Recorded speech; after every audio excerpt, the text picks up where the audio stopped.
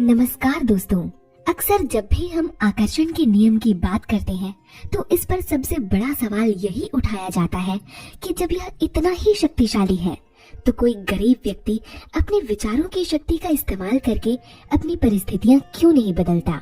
अगर यह नियम सचमुच काम करता है तो इस संसार में इतने गरीब लोग क्यों हैं?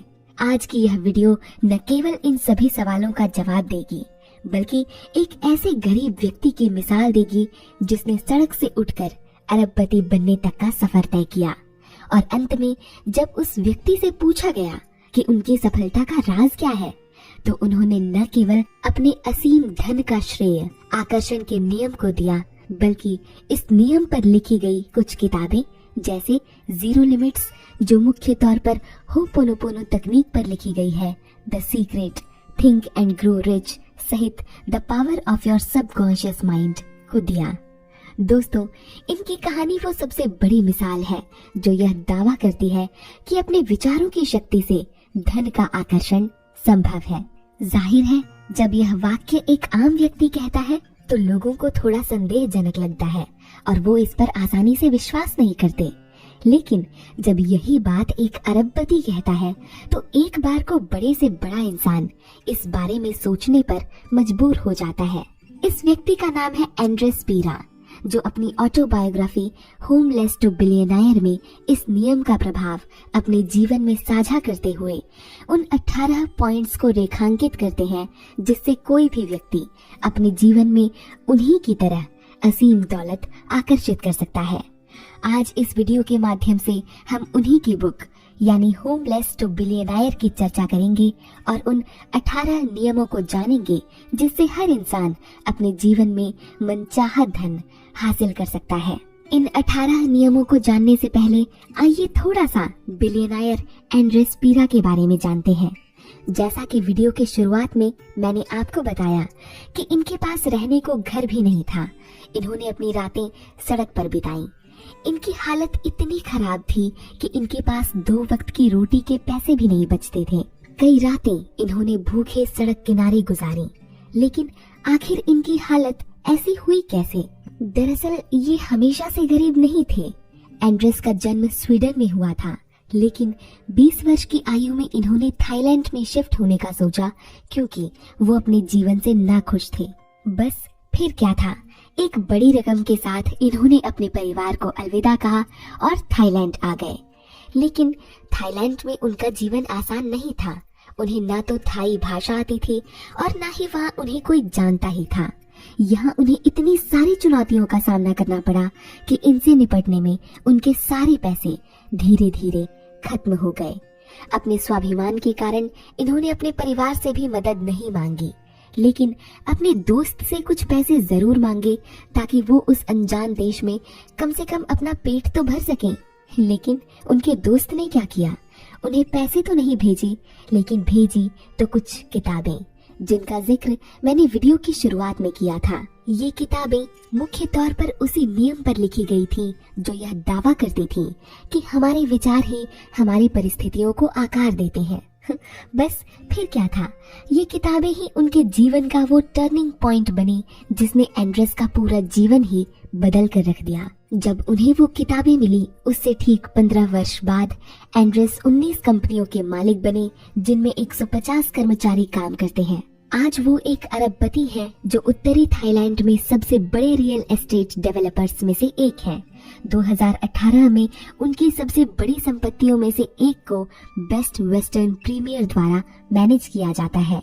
इतना ही नहीं, वो एक जिम, एक लॉ ऑफिस, एक गैस स्टेशन और कई कॉफी शॉप्स के अलावा अब एक लेखक भी हैं। उनके जीवन का सारांश यही है कि कोई भी व्यक्ति विशेष नहीं है जिसे यूनिवर्स ने चुना हो, बल्कि वो आप और हम में से ही एक है।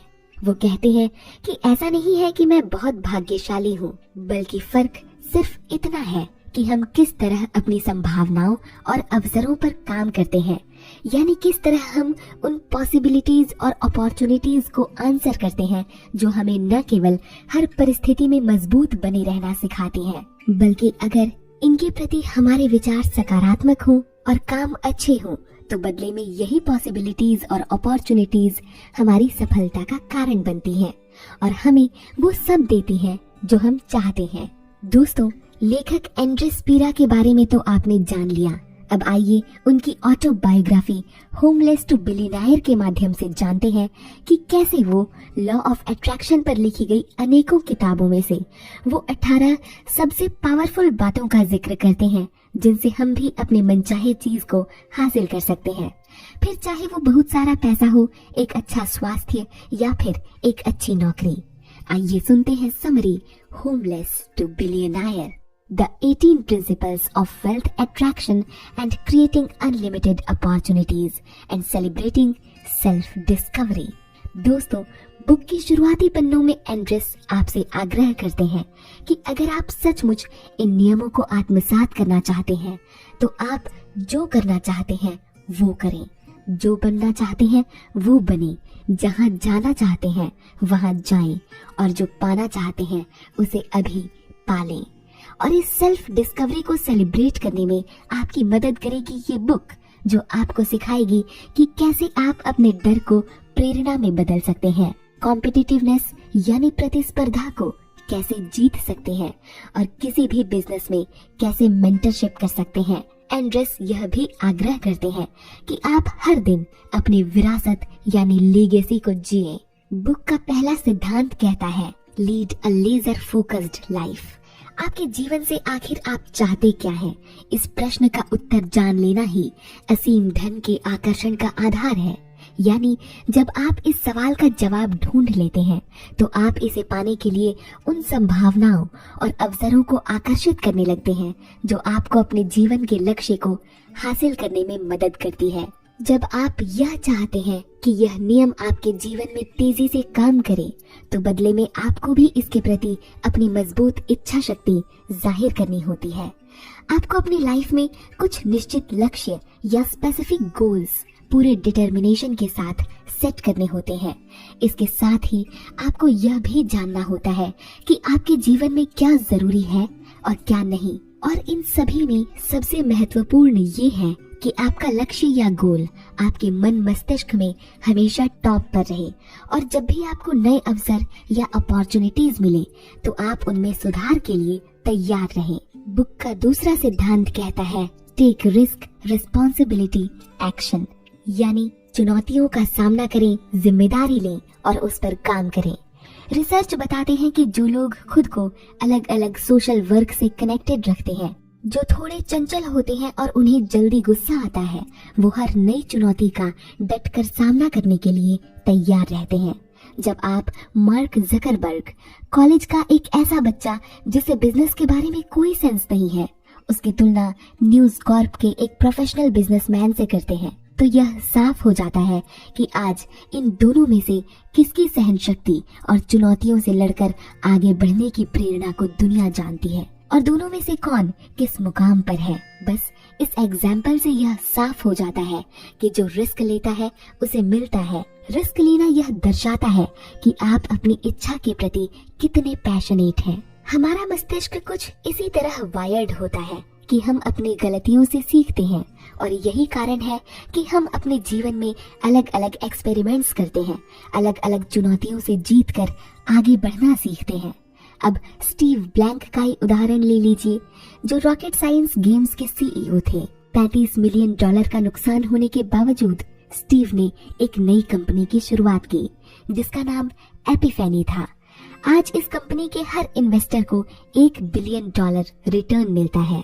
इसी तरह हमें भी अपने जीवन में लगता है कि हम आगे नहीं बढ़ रहे। कई बार चुनौतियां हमें इतना दबा देती हैं कि फिर हमें उनसे लड़ने की हिम्मत नहीं बचती।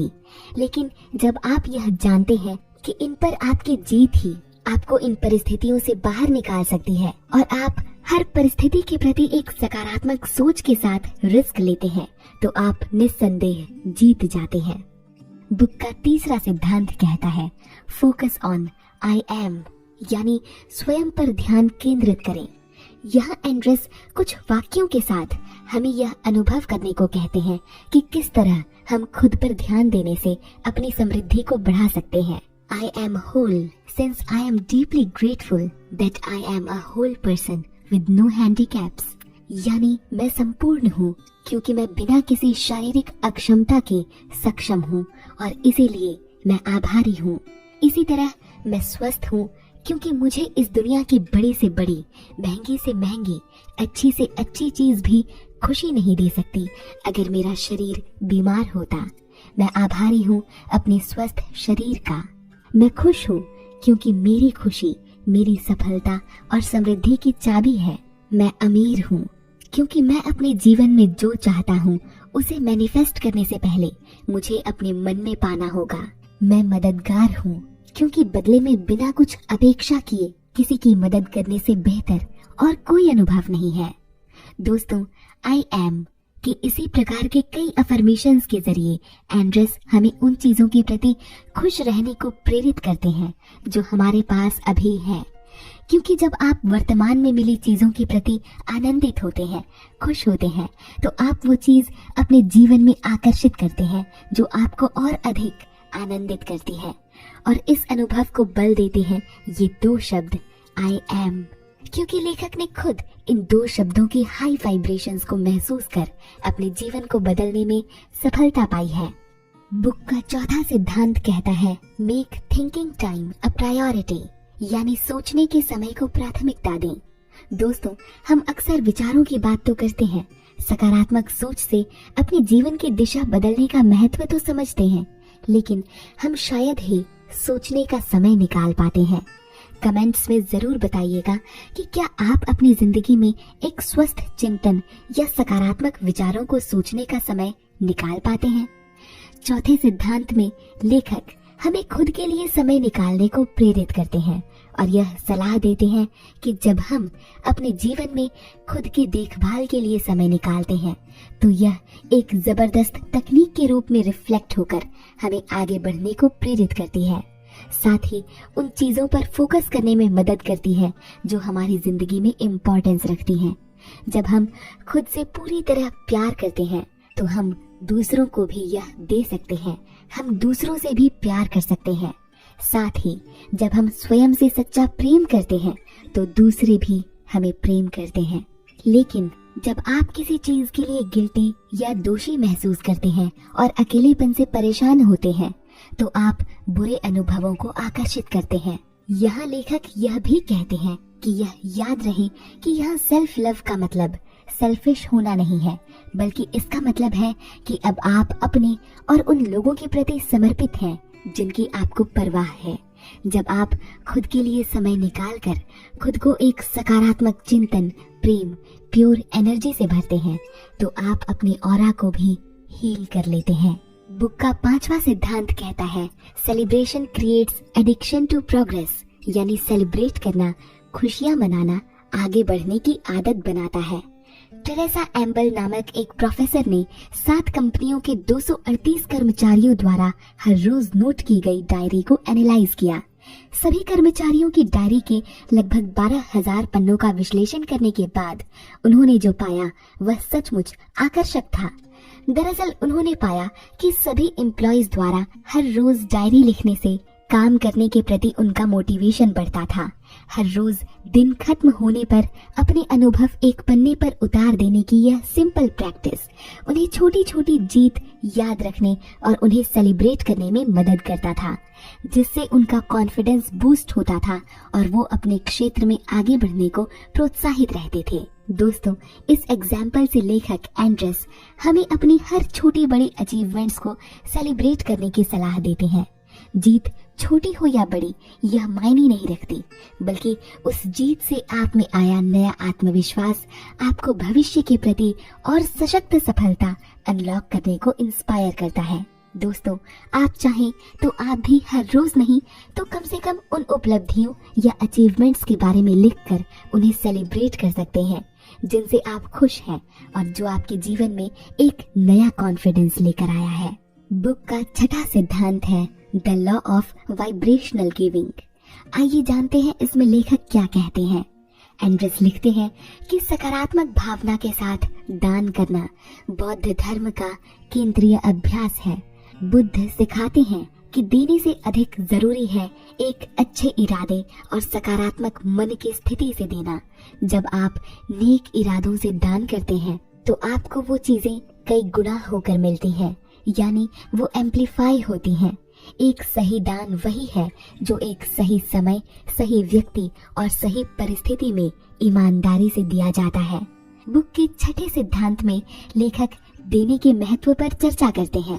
यहाँ वो इस बात पर विशेष जोर देते हैं कि जब हम किसी भी इंसान की मदद धन देकर या कोई भी चीज के अलावा भावनात्मक रूप से करते हैं तो हमेशा यह ध्यान रखना चाहिए कि हम इन्हें एक सही व्यक्ति को दें, सही मायनों में जरूरतमंद को दें। देने में वाइब्रेशंस हाई होती हैं। जब हम दान करते हैं तो हम आनंदित महसूस करते हैं और यह वाइब्रेशनल रेंज हमें डिवाइन पावर से कनेक्ट होने में मदद करती है। आइए बुक के अगले सिद्धांत पर चलते हैं। बुक का 7वां सिद्धांत है gratitude. A true hero isn't measured by the size. Positive psychology research में यह पाया गया कि ग्रैटिट्यूड यानी कृतज्ञता हमें गहरे स्तर पर आनंदित होने से जोड़ती है। लोग अधिक सकारात्मक महसूस करते हैं और विपरीत परिस्थितियों से बेहतर तरीके से निपटते हैं जब वो ग्रैटिट्यूड फील करते हैं। वैज्ञानिकों ने कृतज्ञता की भावना पर जितना रिसर्च किया उन्हें उतना ही यह एहसास होता गया कि यह भावना हमारे जीवन को असंख्य तरीकों से बदलने में कितनी शक्तिशाली है। कृतज्ञता महसूस करने के लिए सबसे पहले हमें इसे आंतरिक रूप से महसूस करना है। और ऐसा हम कैसे कर सकते हैं? यह बहुत आसान है। लेखक कहते हैं कि जब आप स्वयं के लिए कृतज्ञ महसूस करते हैं तो अपनी उपलब्धियों के लिए महसूस कर सकते हैं। अपनी उपलब्धियों की सराहना करना या इसके प्रति खुश होने का यह अर्थ नहीं है कि आप में ईगो है या आप अहंकारी हैं। फिर यह मायने नहीं रखता कि हमारी जिंदगी में वो कितने सारे पहलू हैं जो मायने रखते हैं और जिनके लिए हम कृतज्ञ हो सकते हैं। आप एक अच्छी सुबह के लिए, गर्मा गर्म चाय या कॉफी के लिए या हर उस छोटी से छोटी और बड़ी से बड़ी चीज के लिए कृतज्ञ होकर इस सुंदर भावना से हर प्रकार की समृद्धि मैनिफेस्ट कर सकते हैं। और ये समृद्धि केवल धन की नहीं बल्कि सुख, शांति और शारीरिक, मानसिक और भावनात्मक समृद्धि भी है। बुक का 8वां सिद्धांत है have ideas so massive others get uncomfortable. यानी अपने आइडियाज इतने बड़े रखें कि लोग असहज हो जाएं। आइए जानते हैं इसका क्या मतलब है। दिमाग एक मांसपेशी या मसल की तरह है। अगर आप इसका इस्तेमाल नहीं करते तो इसे खो देते हैं। आपके दिमाग को विकसित होने में समय लगता है, लेकिन हमें यह याद रखना चाहिए कि जीवन में सबसे बड़ी बाधाओं को दूर करने की शुरुआत एक विचार से ही होती है। अपने किसी सोच को बड़ा करने के लिए और उसे अपने जीवन में अप्लाई करने के लिए आपको अपने जीवन की कठोर वास्तविकता यानी हार्श रियलिटी या वो बातें जिसे स्वीकार करना मुश्किल है को अपनाना होगा। जहाँ जरूरत हो वहाँ एडजस्ट करके रिस्पॉन्ड करना होगा, लेकिन कभी भी सिमटना नहीं होगा, सीमित नहीं होना होगा। खुद को सीमाओं में नहीं बांधना होगा, क्योंकि कई बार जब अन्य लोग आपके आइडियाज को सुनते हैं जो अगर बड़े हैं तो लोग अनकंफर्टेबल हो जाते हैं। कई बार तो वो आपके मुंह पर यह जाहिर भी कर देते हैं कि अरे तुमसे नहीं हो पाएगा। लेकिन ये सुनने के बाद आपकी प्रतिक्रिया अपने विचार बदलने की नहीं बल्कि अपने विचारों की शक्ति से परिस्थितियां बदलने पर केंद्रित होनी चाहिए। इसीलिए अपने दिमाग की शक्तियों का इस्तेमाल अपने आइडियाज को एक्सपेंड और इम्प्लीमेंट करने पर करना चाहिए। फिर इससे धन ही नहीं बल्कि वो सब कुछ अट्रैक्ट होगा जो आप चाहते हैं। बुक का 9वां सिद्धांत है बी पैशनेट, यानी अपने जुनून को पहचाने। हम अक्सर सुनते हैं कि हमें अपने पैशन को फॉलो करना चाहिए, लेकिन आखिर ये पैशन होता क्या है? दरअसल पैशन ही वो जुनून है जो हमें अपने जीवन का लक्ष्य समझने में मदद करती है। या ये कहें कि हमारा पैशन ही हमारे जीवन का लक्ष्य है तो भी गलत नहीं है, क्योंकि इस दुनिया की बहुत बड़ी आबादी अपनी आखिरी सांस तक अपने जीवन का पैशन ही पहचान नहीं पाती। लेखक भी इस कड़वे सच को स्वीकार करते हुए कहते हैं कि जो लोग उन नौकरियों में फंसे हुए हैं जिनमें वो खुश नहीं है, वो अपने पैशन के बारे में सोचने का समय भी नहीं निकाल पाते। ऐसे में इस बात की बहुत संभावना है कि जो लोग अपनी जिंदगी के पैशन से परिचित नहीं हैं, वो जीवन के नकारात्मक चक्र में फंसते चले जाते हैं और फिर एक समय वो ऐसा सोचते हैं कि काश कोई ऐसा स्विच होता जिससे परिस्थितियां बदल पाती। इसके अलावा कई बार ऐसे लोग यह भी नहीं समझ पाते कि उन्हें आगे क्या करना है। पर लेखक कहते हैं कि अपने जीवन का पैशन ढूंढना दरअसल आपके सोचने से भी आसान है। शायद उनके सवाल ही आपको अपनी जिंदगी का पैशन ढूंढने में मदद कर दें। ये सवाल मैं आपसे पूछूंगी और कमेंट बॉक्स में बड़े ही धैर्य के साथ आप इनके जवाब लिखने की कोशिश कीजिएगा। क्या पता आपका एक कमेंट ही आपको अपनी जिंदगी का पैशन बता दे। ये सवाल है, किस विषय पर बिना बोर हुए आप 500 से भी ज्यादा पुस्तकें पढ़ सकते हैं? अगला सवाल, अगले 5 सालों तक आप बिना किसी सैलरी के कौन सा काम कर सकते हैं?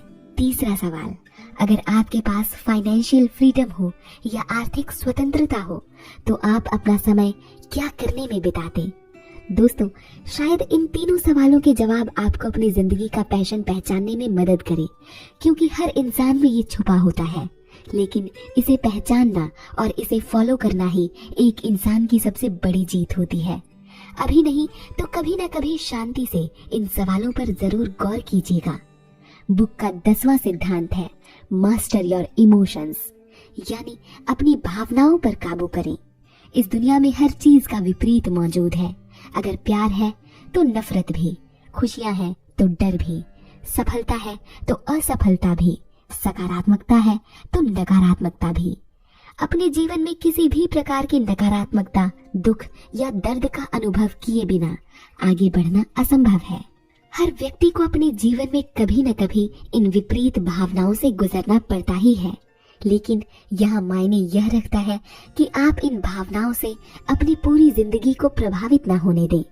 आप अपने जीवन में जितना ज्यादा सकारात्मक सोचेंगे, नकारात्मक भावनाएं भी आपको ठेस पहुंचाने की उतनी ही कोशिशें करेंगी। लेकिन आपको अपनी भावनाएं नियंत्रित कर इन्हें अपनी सफलता और समृद्धि हासिल करने की राह में नहीं लाना है। हर भावना की एक सही मात्रा ही आपके जीवन के लिए उपयोगी है। इसीलिए जब बात वेल्थ को अट्रैक्ट करने की आती है तो यहाँ भी अपने इमोशंस को मास्टर करना बहुत जरूरी है। कहते हैं ना, कोई भी फैसला भावनाओं में बहकर जल्दबाजी में ना करें।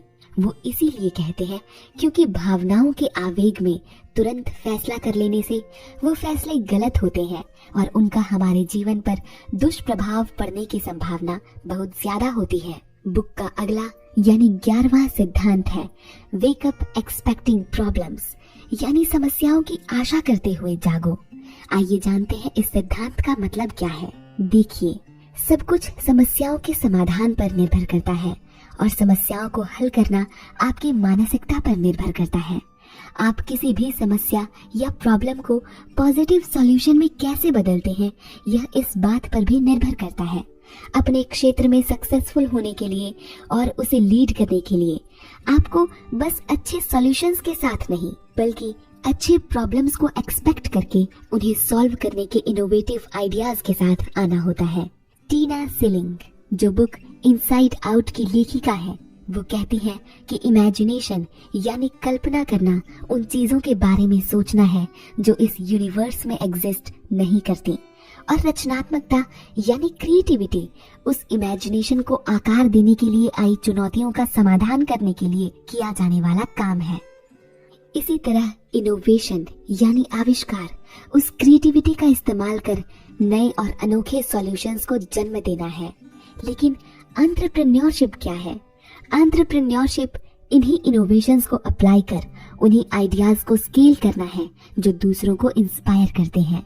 12वां सिद्धांत है एम्ब्रेस अपॉलजी, यानी माफी को स्वीकार करें। जब आप यंग हैं, युवा हैं, तो बुजुर्गों का सम्मान करें। जब आप मजबूत हैं, स्वस्थ हैं, तो कमजोर की सहायता करें। इसी तरह जब आप गलत हैं तो अपनी गलती कबूल करें, क्योंकि एक दिन आप भी बूढ़े होंगे, कमजोर होंगे और गलत होंगे। जब आप गलतियां करते हैं तो सबसे पहले इसके बारे में ईमानदार बने। अपनी गलती की जिम्मेदारी पूरी तरह लें और इसे सही साबित करने में सफाई देने की कोशिश ना करें। यह दिखावा करने की कोशिश ना करें कि दूसरे व्यक्ति ने जो गलती की है वो आपसे बड़ी है या आपकी कोई गलती ही नहीं है। कई लोगों को लगता है कि अपना इल्जाम दूसरों के सिर मढ़ देना माफी मांगना है, लेकिन ऐसा नहीं है। दूसरों को दोष देना माफी मांगना नहीं है। अपनी गलती को स्वीकार करें और उस स्थिति को लंबे समय तक ना खींचें। जो हो गया है सो हो गया है। इस तरह इस सिद्धांत में लेखक हमें अपनी गलती स्वीकार करने को प्रेरित करते हैं। उनका मानना है कि हमें न केवल अपनी गलतियों को एक्सेप्ट करना चाहिए बल्कि दूसरों को भी माफ करना चाहिए। यह एक ऐसी बात है जिसे अक्सर लॉ ऑफ अट्रैक्शन में इग्नोर किया जाता है, लेकिन इसका हमारे और दूसरों के जीवन पर बहुत बड़ा प्रभाव होता है। अपनी गलती को स्वीकार कर लेने से और दूसरों की गलती को माफ कर देने से हम जिंदगी में आगे बढ़ने का माइंडसेट अपनाते हैं और एक सकारात्मक शुरुआत के साथ फिर से आगे बढ़ते हैं। लेकिन जब माफ करने की यह भावना हम नहीं समझते तो हम उसी गलती पर कई समय या कई दिनों तक फंसे रह जाते हैं। इसीलिए ये प्रैक्टिस आसान है पर जरूरी भी है। 13वां सिद्धांत है फिटर बॉडी स्ट्रॉन्गर माइंड, यानी स्वस्थ शरीर मजबूत दिमाग। फेसबुक के सीईओ हफ्ते में कम से कम 3 दिन काम करते हैं। वो इतनी सुबह अपने काम की शुरुआत करते हैं कि अपने कुत्ते को भी साथ ले आते हैं ताकि उसकी सैर भी हो जाए और उनके काम की शुरुआत एक सही समय पर भी। वर्जिन ग्रुप के फाउंडर सुबह 5 बजे उठकर पतंगबाजी, तैराकी या टेनिस खेलते हैं। यूनाइटेड स्टेट्स के पूर्व राष्ट्रपति सुबह सबसे पहले एक्सरसाइज करते हैं, वेट लिफ्टिंग और कार्डियो करते हैं। वो पिछले 8 वर्षों से न केवल दुनिया के सबसे शक्तिशाली इंसान हैं, बल्कि वो एक कुशल पिता, वक्ता और लेखक भी हैं। आपको दुनिया के कुछ शक्तिशाली लोगों की चुनिंदा बातें बताकर लेखक कहना चाहते हैं कि जब हम सफल लोगों पर ध्यान देते हैं, हम उतनी ही अधिक समानता अपने जीवन में भी पाते हैं। आपको पता चलता है कि वो भी अपने दिन की शुरुआत सुबह जल्दी करते हैं और सुबह किसी भी प्रकार की एक्सरसाइज को प्राथमिकता देते हैं। ऐसे में सुबह की एक सही शुरुआत से न केवल हमारा दिन सेट रहता है, बल्कि इससे हमारा शरीर भी स्वस्थ और दिमाग तेज रहता है।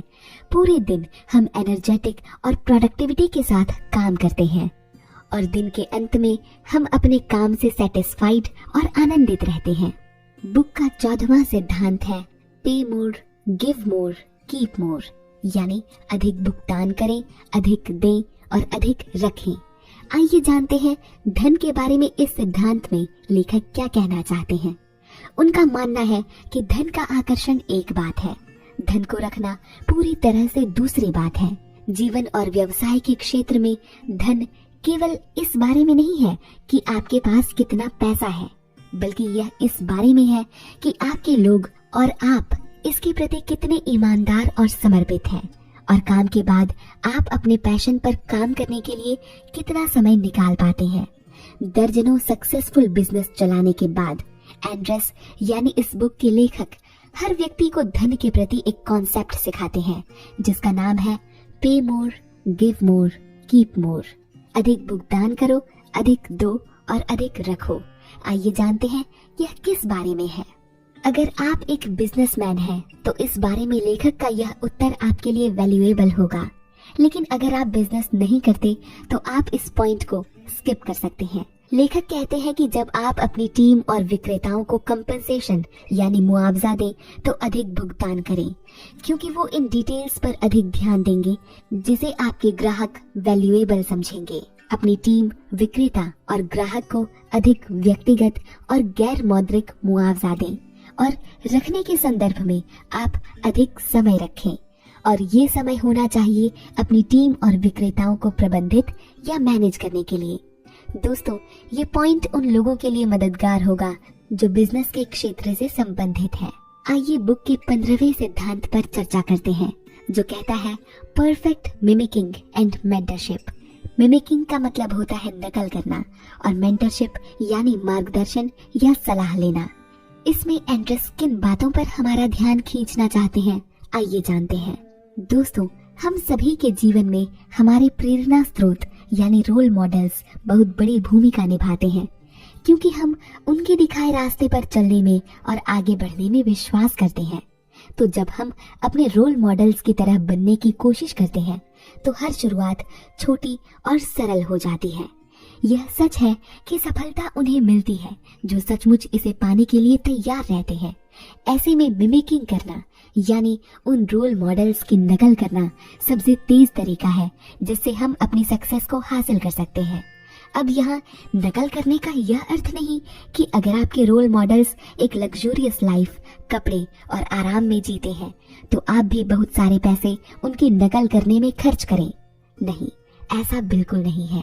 यहाँ नकल करने का अर्थ है उनकी वो आदतें अपनाना जो आपको भी उनकी तरह सफल बनाकर ही छोड़ती हैं। जब आप एक विशेष प्रकार की सफलता चाहते हैं तो आपको उसे हासिल करने के लिए एक सकारात्मक सोच तो रखनी ही है, लेकिन इसके साथ आप उस क्षेत्र से संबंधित और उसमें सफल लोगों की तलाश करें, उन पर रिसर्च करें। उनकी आदतें फॉलो करना सक्सेसफुल होने के लिए एक साइंटिफिक फॉर्मूला को फॉलो करने जैसा है। जो कदम उन्होंने उठाए आप भी उठाएं, और जिन परिस्थितियों में उन्होंने खुद को ढाला आप भी उनसे सीखें और उनका अनुसरण करें। आप जिस क्षेत्र में सफल होना चाहते हैं उसमें एक न एक व्यक्ति जरूर होता है जिसने उसमें सक्सेस पाई है। ऐसे में उनकी मेंटरशिप लेने से पीछे न हटें और एक परफेक्ट मिमिकिंग यानी उनकी अच्छी बातों का अनुसरण करें। 16वां सिद्धांत भी एक व्यवसायी व्यक्ति के लिए उपयोगी है जो कहता है इन्वेस्ट इन योर एम्प्लॉय। जब आप किसी व्यक्ति को अपने काम के लिए हायर करते हैं तो उसे अपने जीवन का लक्ष्य निर्धारित करने में मदद करने के लिए समय निकालें। यह देखें कि उन्हें सफल बनाने के लिए आप क्या कर सकते हैं। यह पहला तरीका है जब आप अपने एम्प्लॉय को यह महसूस करा सकते हैं कि आप उनमें इन्वेस्ट कर रहे हैं। उनके लक्ष्यों को ऑफिस में सबको बताकर आप यह जाहिर कर सकते हैं कि आप उस एम्प्लॉय के लक्ष्यों या गोल्स के प्रति कमिटेड हैं। यह ग्रुप सपोर्ट या इन्वेस्टमेंट का अगला लेवल है। टीम मेंबर्स का सपोर्ट एक दूसरे को आगे बढ़ने में तो मदद करता है, लेकिन इसका दूसरा लाभ यह है कि एक दूसरे को आगे बढ़ाने से बिजनेस में तेजी से सुधार होता है। दोस्तों, ये पॉइंट्स जैसा कि मैंने पहले बताया एक बिजनेस चलाने वाले व्यक्ति के लिए उपयोगी है, क्योंकि सकारात्मक सोच के साथ हमें उन बातों को भी जानना जरूरी है जो बिजनेस में किसी भी तरह की चुनौतियों से निपटने में सहायक होती हैं। और आप तो जानते ही हैं, जब हम सकारात्मक रूप से इन चुनौतियों पर जीत हासिल करते हैं तो बेशक सफलता हमारे कदम चूमती है, क्योंकि हमने एक समर्पित भाव के साथ उसे मैनिफेस्ट किया है। और यह दावा करती है ये बुक, जिसे खुद एक बेघर व्यक्ति ने लिखा, गरीबी से अरबपति बनने के लक्ष्य को साकार करने के सफर को तय करने के बाद। इसके बाद लेखक 17वें सिद्धांत की बात करते हैं, जिसमें वो कहते हैं कि हमें परिणामों से अधिक सकारात्मकता को महत्व देना चाहिए। Means value positivity over results. Gossip करना या गपशप करना एक काम है, एक क्रिया है, जिसका मतलब है कि हम इसे खुद करना चुनते हैं, लेकिन इसका मतलब ये भी है कि आप इसे न करने का ऑप्शन भी चुन सकते हैं।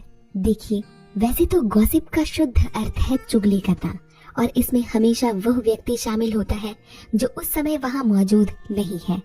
यहाँ गॉसिप करने के संदर्भ में लेखक कहते हैं कि जब आपको यह पता चले कि आपकी ऑर्गेनाइजेशन में लोग एक दूसरे की अनुपस्थिति में उसकी गॉसिप करते हैं तो आप इस पर किसी भी प्रकार की नकारात्मक प्रतिक्रिया ना दें। अपने अच्छे और सकारात्मक विचारों पर अडिग रहें, अच्छे काम करें और अपने काम से काम रखें, और एक प्रोफेशनल एडल्ट जरूर बने और अन्य लोगों से भी सेम एक्सपेक्ट करें। कई बार कुछ लाइट गॉसिप्स ही किसी व्यक्ति को पॉजिटिव बना देती हैं, इसीलिए यहाँ उन्हें डांट डपट कर और रिजल्ट्स पर फोकस्ड रहकर कोई एक्शन डालें, बल्कि प्यार से उन्हें समझाएं और कभी कभार पॉजिटिविटी को रिजल्ट से ज्यादा वैल्यू दें। दोस्तों, आखिर में 18वां सिद्धांत कहता है, do, be, go, have, do whatever it is you want in life. यानी वो सब करें जो आप अपनी जिंदगी में करना चाहते हैं, बने आप जो भी बनना चाहते हैं, जाएं आप जहां भी जाना चाहते हैं, और पाएं जो भी इस समय आप पाना चाहते हैं। लेकिन आप क्या बनना चाहते हैं, क्या पाना चाहते हैं, कहाँ पहुंचना चाहते हैं और क्या हासिल करना चाहते हैं, इस बारे में केवल सोचना ही नहीं है, बल्कि उस सोच से उपजी भावनाओं, संभावनाओं और परिस्थितियों पर काम भी करना है। और वो भी अभी से। अपने दिनों को उन छोटे छोटे मोमेंट से भर दें जो आगे चलकर आपके बड़े सपनों को अचीव करने में आपकी मदद करे। आपके दिन का हर एक मिनट एक आशीर्वाद है, एक ब्लेसिंग है, इसीलिए इसका सही इस्तेमाल करें। छोटी छोटी अच्छी चीजें मिलकर ही बाद में एक महान अच्छाई बनती है। अपने आसपास की सकारात्मक चीजों को अवशोषित करें, उनसे लाभान्वित हों और उनसे जुड़ें। जो आपके लिए अच्छे हैं उनके साथ रहें और जो आपको आगे बढ़ाते हैं उन्हें थाम लें। जब आप इन सभी बातों को अपने जीवन में स्वीकार करते हैं तो बेशक आप आकर्षण के नियम को महसूस करते हैं, साथ ही आप इसके अमेजिंग रिजल्ट्स भी पाते हैं जो आपको असीम दौलत और समृद्धि आकर्षित करने में मदद करता है। एंड्रेस पीरा ने किस तरह प्रैक्टिकली अपनी जिंदगी में इस नियम को अपनाकर सड़क से अरबपति बनने तक का सफर तय किया, ये पूरी बुक उसी सफर की जुबानी है जिसकी कहानी खुद बताते हैं इस सफर को जीतने वाले इंसान एंड्रेस पीरा। दोस्तों, अगर आपको यह बुक समरी पसंद आई तो वीडियो को लाइक जरूर कीजिएगा। साथ ही इस बुक के बारे में अपनी राय हमारे साथ कमेंट्स में साझा कीजिएगा। हमारे साथ प्रमोशन या कोलैबोरेशन के लिए आप हमसे ईमेल या इंस्टाग्राम पर संपर्क कर सकते हैं। वीडियो को अंत तक देखने के लिए आप सभी का बहुत धन्यवाद। नमस्कार।